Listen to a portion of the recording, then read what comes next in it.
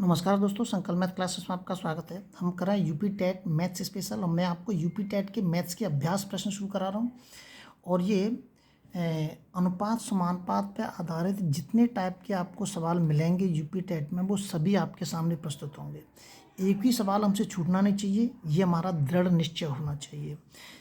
इसका देखिए, पहला सवाल है अनुपात समानुपात पर आधारित अभ्यास प्रश्न कराऊंगा। प्रत्येक पार्ट के अभ्यास प्रश्न कराऊंगा मैं एक एक करके। अब देखिए, ये दे रखा है मध्यानुपाती। मध्यानुपाती पे आपके सामने प्रश्न आ सकते हैं। इसमें क्या होता है कि दो संख्या आपके सामने आएंगी और दो संख्या आपके सामने देगा और वो कहेगा कि 2 या 8 कोई भी संख्या हो सकती है, उसका मध्यानुपाती ज्ञात कीजिए। अब ये दे रखी है ए और ये दे रखी है बी, कुछ भी मान सकते हैं। तो मध्यानुपाती बराबर के, ये आपको सूत्र याद रखना है, √a/b आपको याद रखना है। तो अब इसमें ए का मान दे रखा है और बी का मान दे रखा है। ए का मान कितना दे रखा है, 2 दे रखा है। बी का मान 8 दे रखा है।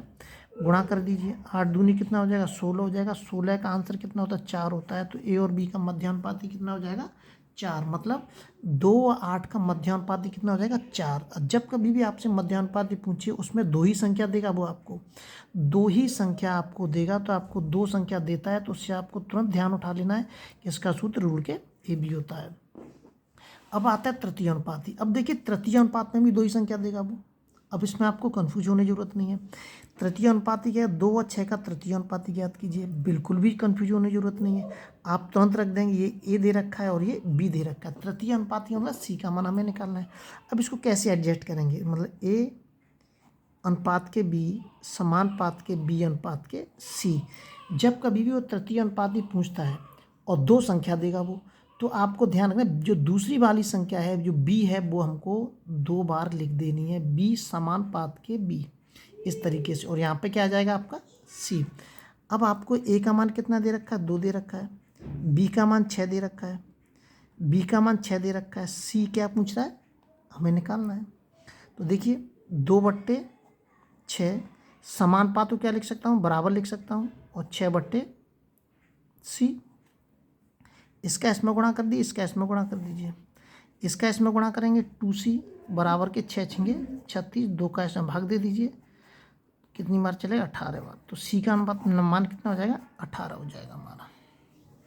सी का मान कितना, ये आएगा आपका तृतीय अनुपाती। अगला देखते हैं, अगला सवाल दे रखा है इसके अंदर चतुर्थानुपाती। अब आ सकता है चतुर्थानुपाती का सवाल। ये तो बहुत सीधा है, ए अनुपात के बी समानुपात के सी अनुपात के डी। भाई 3 दे रखे हैं, डी पूछ रहा है वो, थोड़ा सा मतलब समझने की जरूरत है बस। और 6 अनुपात के डी लिख दीजिए। 3/4 समानुपात की जगह पे क्या लिखेंगे, हम बराबर लिखेंगे, 6/डी। इसका इसमें गुणा कर दीजिए 3d। इसका इसमें गुणा कर दीजिए, 6 चौक 24, 3 24, डी बराबर कितना हो जाएगा, 8 हो जाएगा। तो हमारा चतुर्थानुपाती कितना हो जाएगा, 8 हो जाएगा। मैंने सभी टाइप के जितने सवाल है इसमें एक एक सवाल इसमें रख दिया है। उसके बाद इसके अंदर तक के जितने टाइप जिस तरीके से सवाल आ सकता है वो मैं आपको दूंगा। फिर मैं आपको अभी दे रखा है मिश्रानुपाती। मिश्रानुपाती में जब देगा तो इस तरीके से संख्या कितनी, कई इसमें कितने भी अनुपात दे सकता है, 2 3 4। अब ये दे रखा है 3/4, 5/6, 2/6। कुछ नहीं करना है आपको, ऊपर वाली संख्याओं का ऊपर गुणा कर दीजिए आप, नीचे वाली संख्याओं का नीचे गुणा कर दीजिए आप, काट दीजिए। 3 दूनी 6, 2 से 2 कट गया, 5 से 5 कट गया, कितना आ जाएगा, 1/4। मतलब इसको क्या लिख सकते हैं, 1/4। ये उत्तर हो गया आपका। अगला देखिए, अगला दे रखा है विलोमानुपाती। विलोम का मतलब क्या होता है, विलोम का मतलब उल्टा होता है, तो इसको रटने की जरूरत ही नहीं। विलोम का मतलब क्या, तो उल्टा कर दीजिए बस इनका, 1/2 अनुपात के 1/3। उत्तर हो गया आपका विलोमानुपाती। और अगर संख्या दे दे वो ऐसे 2/3/4/5 का विलोमानुपाती ज्ञात कीजिए, ऐसे भी तो दे सकता है। तो आप क्या करेंगे, नीचे की संख्या को ऊपर इस तरीके से कर देंगे।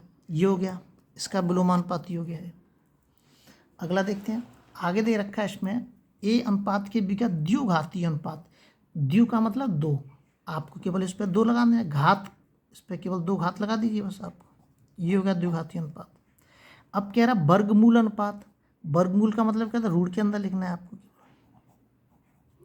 ये हो गया ए और बी का वर्गमूल अनुपात। आगे देखिए ए और बी का त्रिघातीय अनुपात, मतलब घात 3 हो जाएंगी इस पर। और घनमूल का मतलब आपको इसमें 3 लगा देना है बस।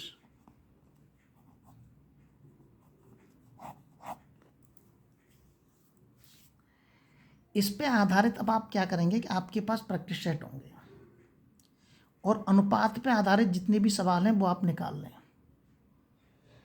और उनका आप अभ्यास करना शुरू कर दें। आपको अनुपात में, और इस पे अभी तो कई सारे वीडियो बताऊंगा अनुपात पे आधारित। अब आपके सामने जैसे आप हाथ से करना शुरू करेंगे, तो अब हाथ से करेंगे आप तो कुछ सवाल आपके सामने ऐसे भी मिल सकते हैं, जैसे ये आ गया, और बी अनुपात के सी का मान 2 अनुपात के 3, ऐसे भी मिल सकते हैं।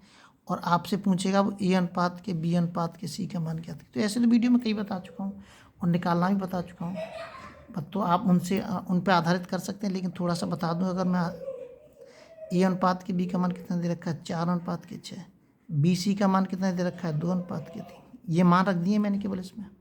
इसको पूछा है तो सीधा मैंने इसमें रख दिए मान।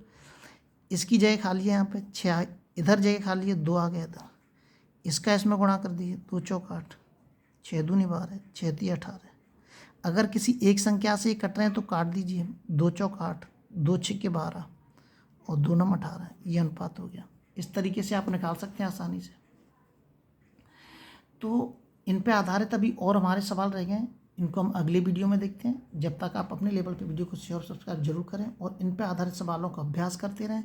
मैथ्स का एक भी सवाल नहीं छोड़ेंगे, ये वादा है हमारा।